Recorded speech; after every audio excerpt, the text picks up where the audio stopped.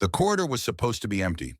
Julian Hayes checked the maintenance schedule twice, not because he trusted it, but because experience had taught him that the palace schedules lied with the confidence of a seasoned diplomat. Still, the hour was late by orbital standards.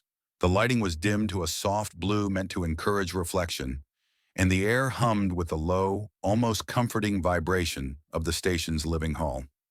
If there was anyone nearby, the walls would have politely informed him. They had not. Julian took this as permission to breathe. He knelt beside an access panel that hadn't been opened in decades, its surface etched with flowing alien glyphs that subtly rearranged themselves when he wasn't looking directly at them.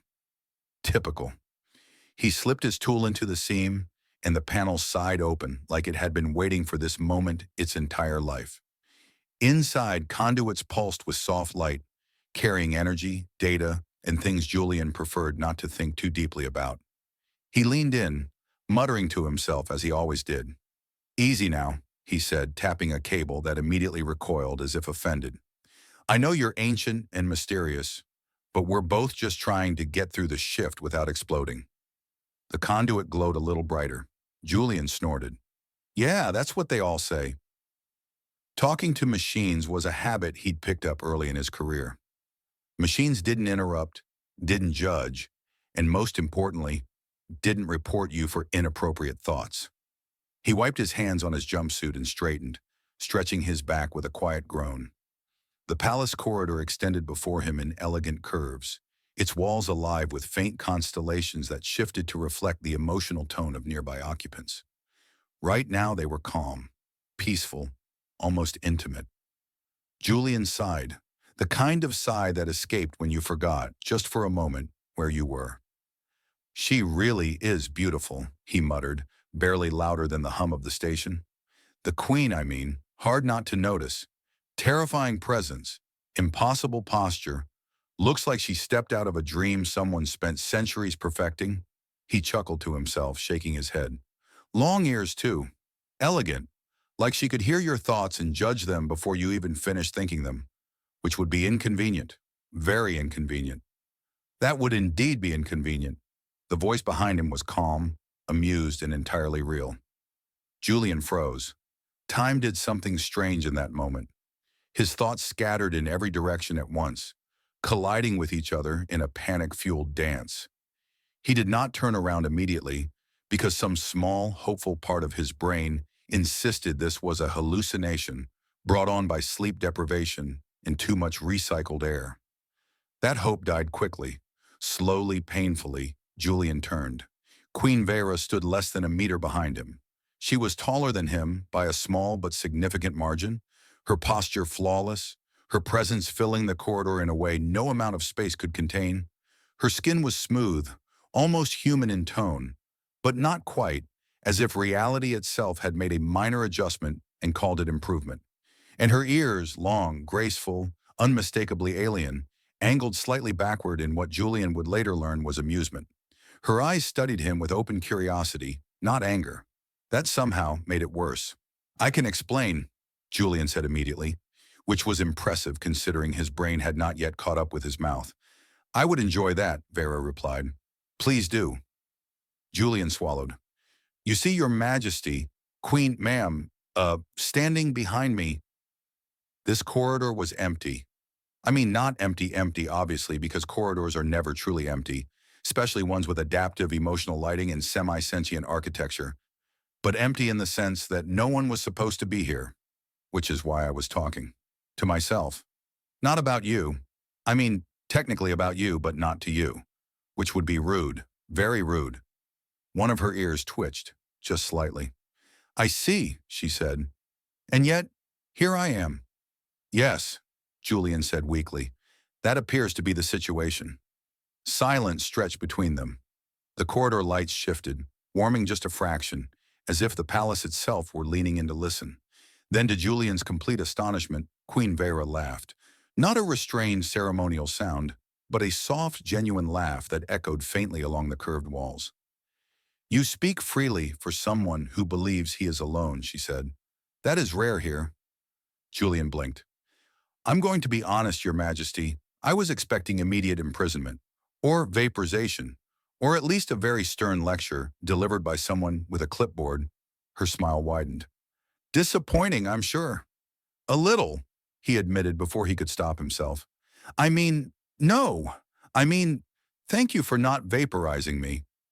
She stepped closer, and Julian became acutely aware of how small his world suddenly felt. Tell me, Julian Hayes, she said, pronouncing his name perfectly, do you often speak such truths when you think no one is listening? Julian considered lying. Then he remembered where he was, who he was talking to, and how poorly that had already gone. Only when I forget I'm in a palace run by a queen who can apparently appear out of thin air, he said. So, yes, more often than I should. Vera regarded him for a long moment, her expression unreadable, her long ears still, attentive. Then perhaps, she said at last, you should walk with me for a time. I find myself curious about what other truths you might reveal, when you stop trying so hard not to. Julian's mouth opened, closed, opened again. Of course, he said, because this night wasn't strange enough already. Julian walked beside Queen Vera with the stiff, careful steps of a man who was acutely aware that a single wrong movement could be historically significant in all the worst ways.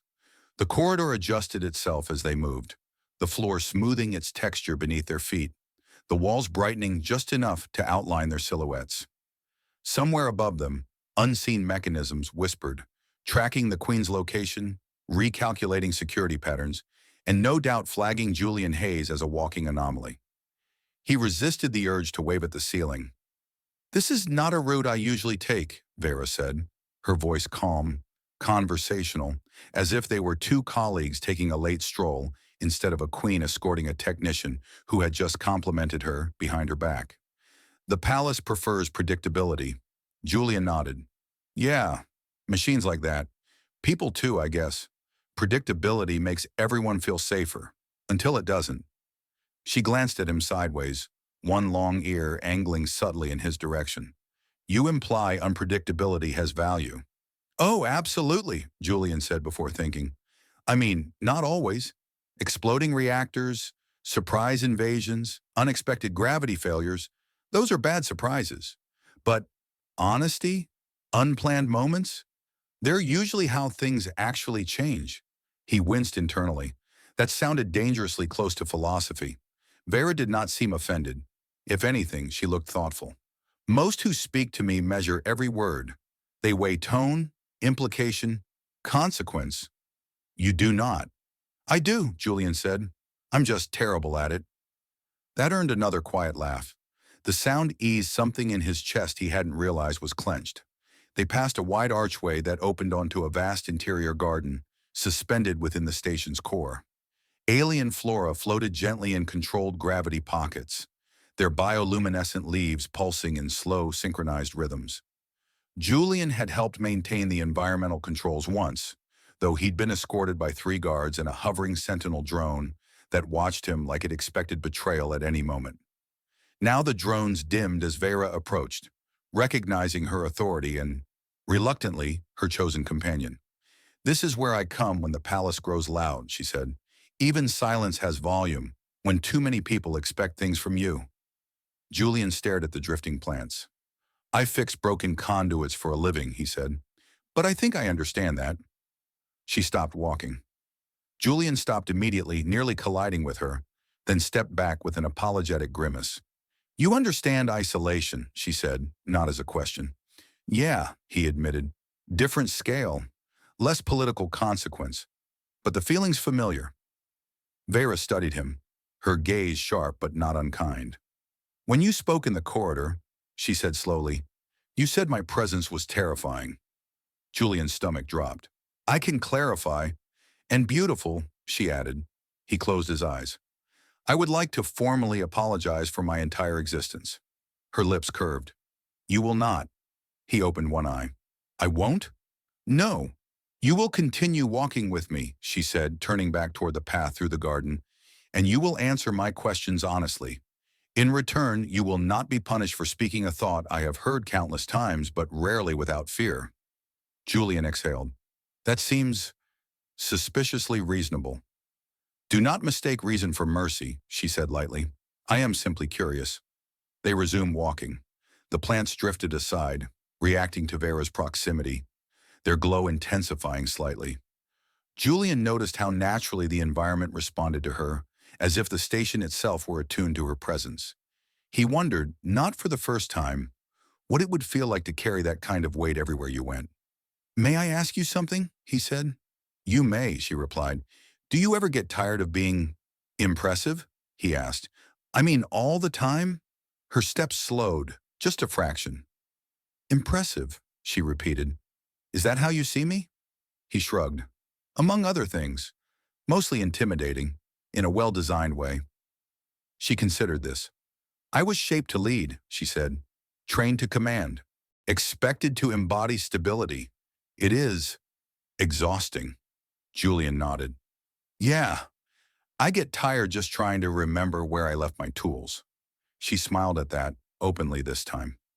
As they reached the far end of the garden, a soft chime echoed through the space, signaling an incoming priority alert. Vera dismissed it with a subtle gesture, the light fading. For now, she said, this moment is sufficient. Julian glanced at her, surprised. You're postponing royal duties? For a short while, she replied. Because you intrigue me, Julian Hayes, and because you reminded me what it feels like to be spoken to without ceremony. He rubbed the back of his neck. No one's ever accused my mouth of ceremony. She stopped again, facing him fully now. Then perhaps, she said, you should remain close, at least until I decide whether that is a liability or a gift. Julian met her gaze, heart pounding, and managed a crooked smile. Well, he said, if this ends with me reassigned instead of executed, I'd call that a win. Vera's ears tilted in unmistakable amusement. Careful, she said. Your optimism is becoming dangerous. By the next cycle, the palace had opinions. Julian became aware of this when his access band chirped insistently at a time usually reserved for sleep, bad dreams, and pretending alarms were imaginary. The band projected a soft amber glow against the ceiling of his quarters, politely informing him that his work assignment had been temporarily reclassified. That's never good, Julian muttered, rolling onto his side. That's how sentences start before they end with incident report. The projection expanded, displaying the royal seal layered over a complex web of authorization codes. He stared at it, then at the ceiling again, hoping the problem would resolve itself through denial. It did not. When he arrived at the upper palace sector, 2 guards stepped aside without questioning him. That alone was unsettling. Normally, they scrutinized his credentials, his posture, and possibly his thoughts. Today, they nodded as if he belonged there, which made his skin itch. Queen Vera was waiting in a chamber Julian had only seen in schematics, a vast circular space where the walls functioned as dynamic data fields, displaying star maps, diplomatic projections, and predictive simulations that shifted like slow-moving dreams. She stood at the center, hands folded behind her back, long ears angled outward in alert attention. You're early, she said, turning toward him. You changed my schedule, Julian replied, and possibly my life expectancy. Her lips curved. You exaggerate. Statistically, I do not. She gestured toward a console that rose smoothly from the floor. I require your assistance, officially. Julian approached cautiously. And unofficially? I wish to observe how you work, she said. You solve problems differently than my engineers. He raised an eyebrow. I swear a lot more. That has been noted. The console flickered, revealing a tangled lattice of energy flows beneath the throne sector. An ancient subsystem, older than Vera's reign, was behaving unpredictably, rerouting power in ways that made no sense to the palace AI. Julian leaned in, squinting. Oh, he said, that's charming. You sound displeased. No, he said quickly. This system is just very confident it knows better than everyone else, like a retired admiral with opinions. Vera watched as he worked, fingers moving across the interface, coaxing data into simpler forms. He talked as he always did, narrating his thoughts aloud.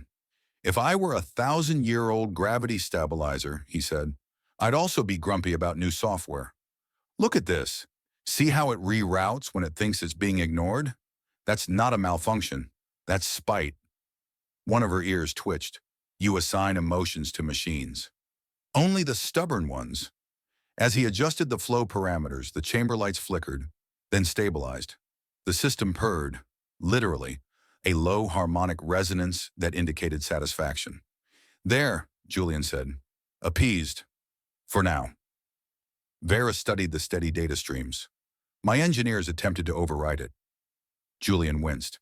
Yeah, that would just make it angrier. She looked at him thoughtfully. You speak of systems as if they listen. They do, he said. Just not to words. Silence followed, comfortable this time. Outside the chamber, Julian could sense movement. Advisors, guards, officials, all aware that something unusual was happening. He was aware too. Every moment beside her felt like standing too close to a star. Warm, dangerous, impossible to ignore. You are aware, Vera said quietly, that others find our interactions concerning. Julian snorted. Oh, I'm sure if I were them, I'd be concerned too. Human technician, questionable filter, proximity to the throne, bad combination. And yet, she said, stepping closer, I find your presence grounding. He glanced at her. That's the nicest thing anyone's ever said about my personality defects. Her smile was brief but genuine. A chime echoed through the chamber, this one sharper, urgent. A minor power fluctuation rippled through the star maps. Julian groaned. Okay, that one's my fault. I may have overcorrected. Vera folded her arms, watching him with amused patience. Fix it. Yes, Your Majesty, he said, fingers flying. You know, where I'm from, if you break something and fix it again, people think you're a genius. Is that so? Yes. It's a very forgiving culture. The system stabilized once more. The palace settled. Vera exhaled slowly. You make the weight of this place feel lighter. Julian straightened, meeting her gaze. You make it feel worth fixing. The words surprised them both. For a moment, the palace seemed to hold its breath. Then Vera laughed softly, shaking her head. Careful, Julian Hayes, she said. If you continue speaking so freely, you may find yourself indispensable. He smiled, a little crooked, a little tired. Honestly, that's the most dangerous job title I've ever heard. And somewhere deep within the palace, systems older than history adjusted themselves. Not because they were commanded to, but because something, quietly, had changed. The summons came without warning, which Julian had learned was the palace's preferred method of announcing impending chaos. His access band vibrated sharply, projecting a pulse of red light that meant urgent without specifying how urgent, which was deeply unhelpful. Oh no, Julian said to no one in particular. Red is never a friendly color.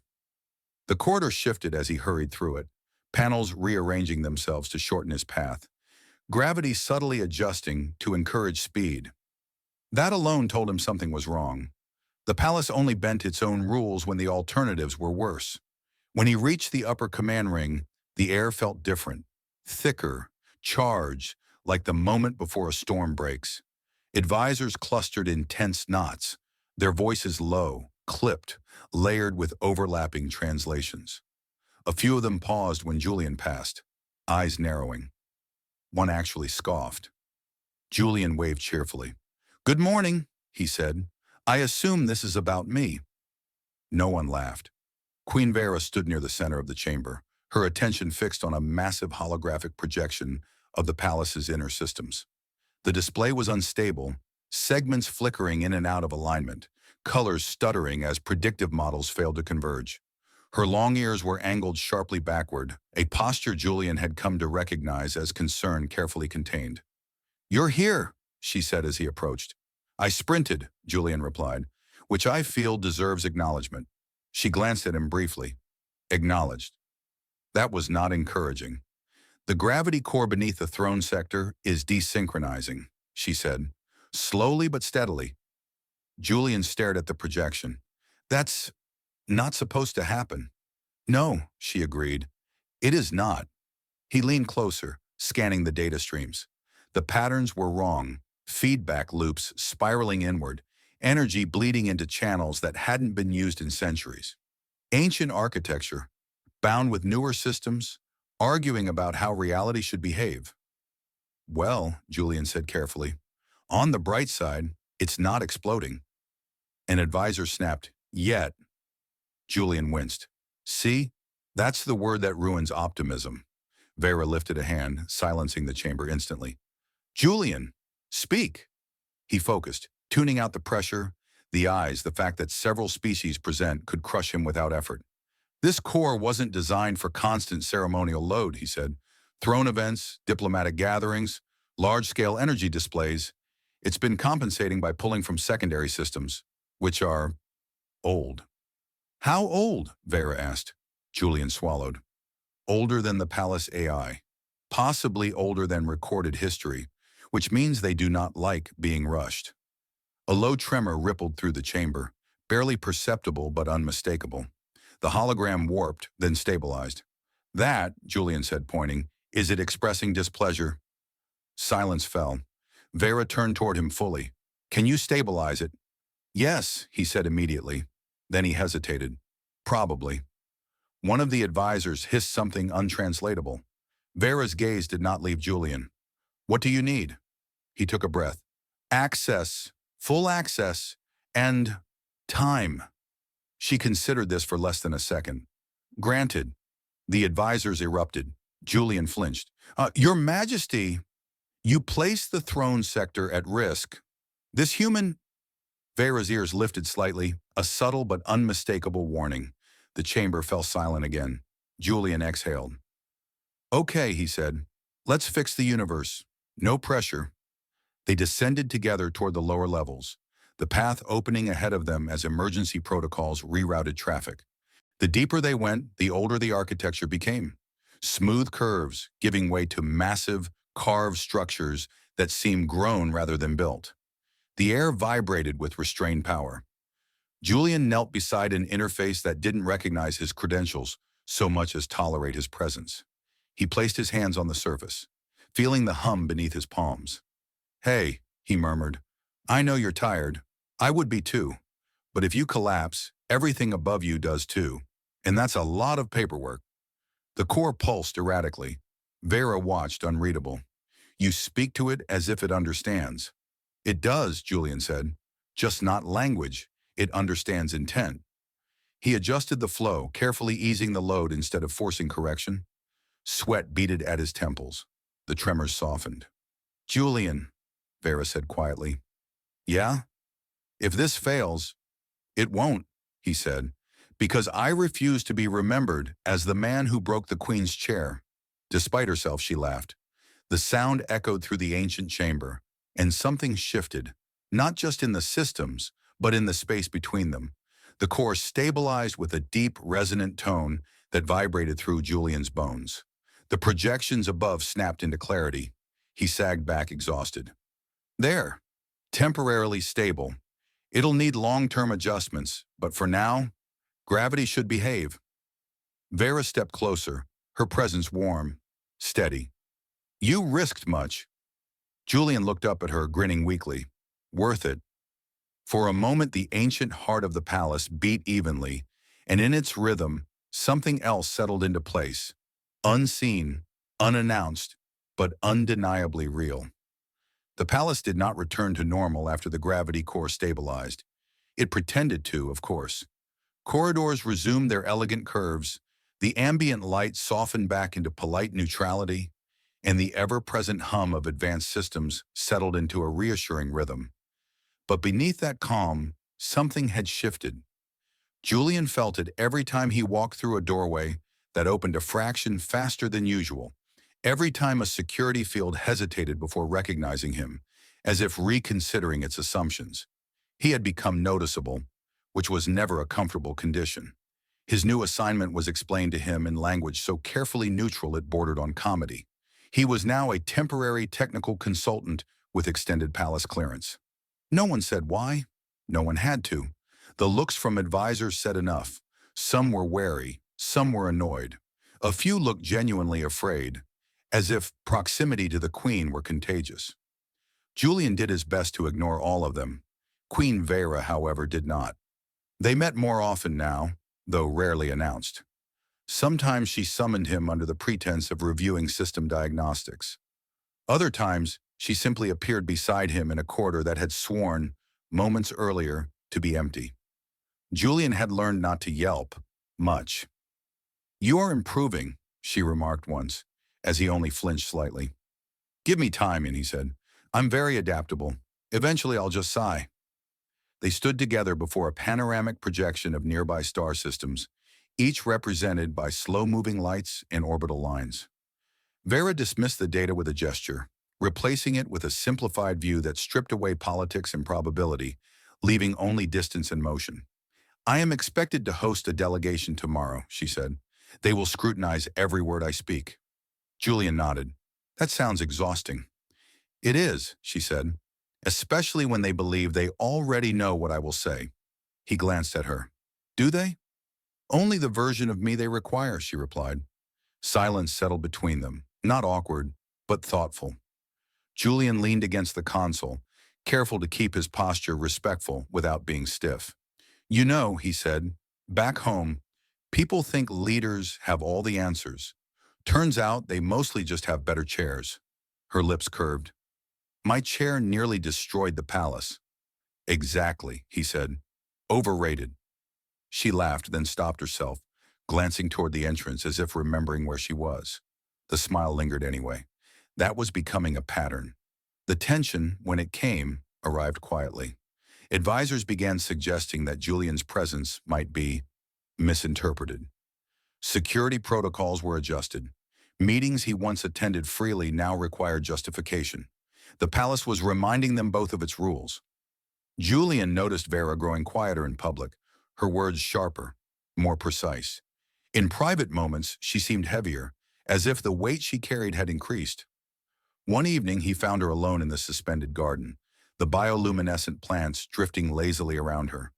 She did not turn when he approached. "They think you distract me," she said. Julian grimaced. "I distract myself. It's a gift." "That is not what they mean," he sighed, stepping beside her.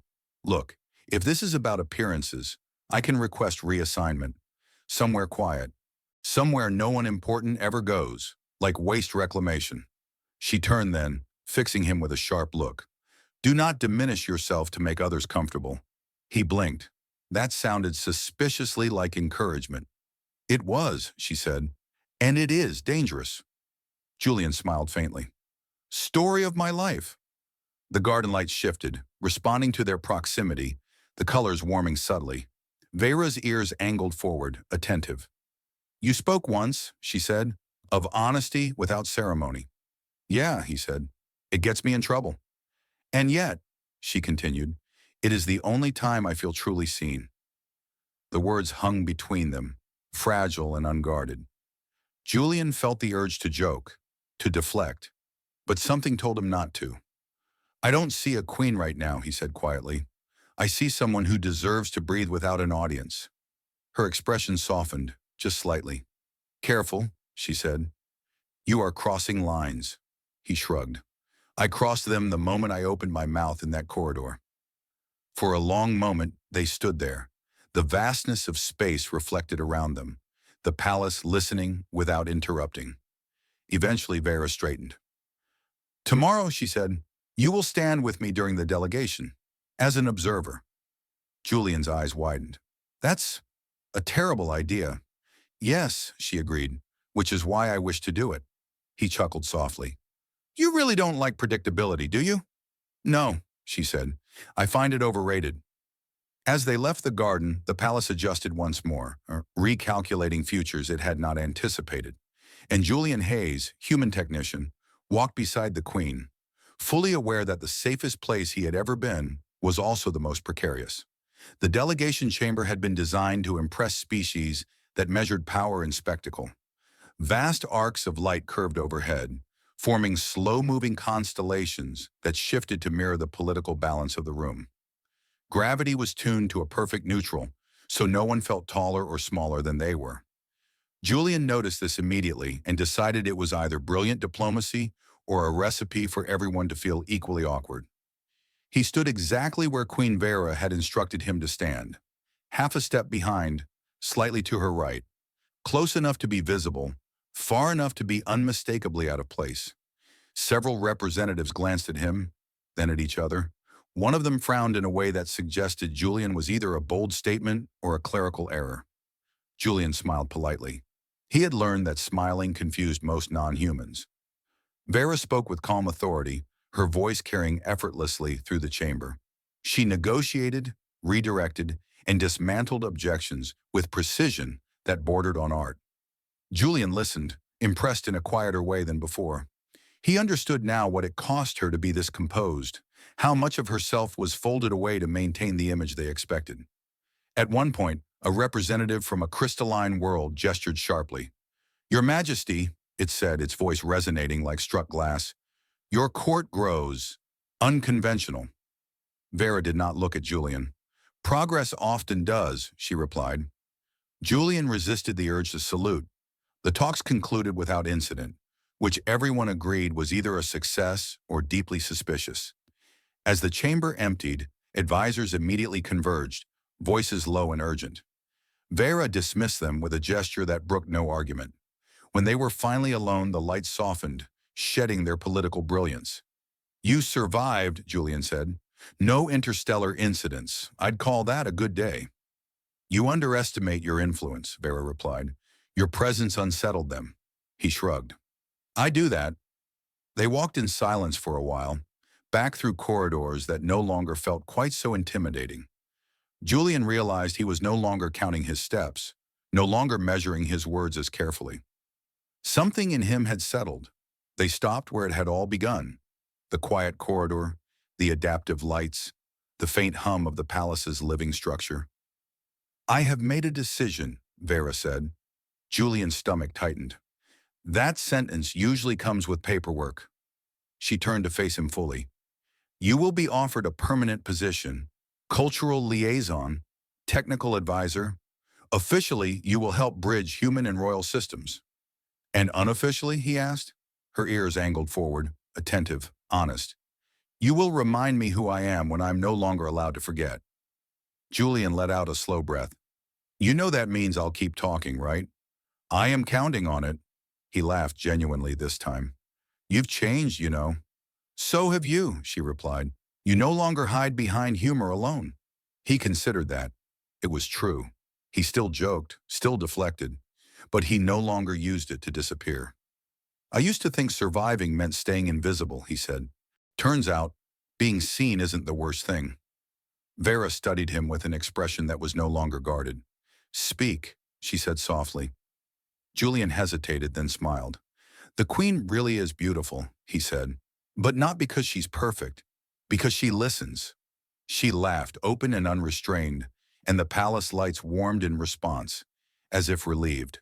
They stood there a moment longer, two figures no longer separated by fear or formality, while beyond the walls the station continued its endless orbit, stable, balanced, quietly changed. And Julian Hayes, once a man who spoke only to machines, walked forward into a future where his words mattered more than he had ever imagined.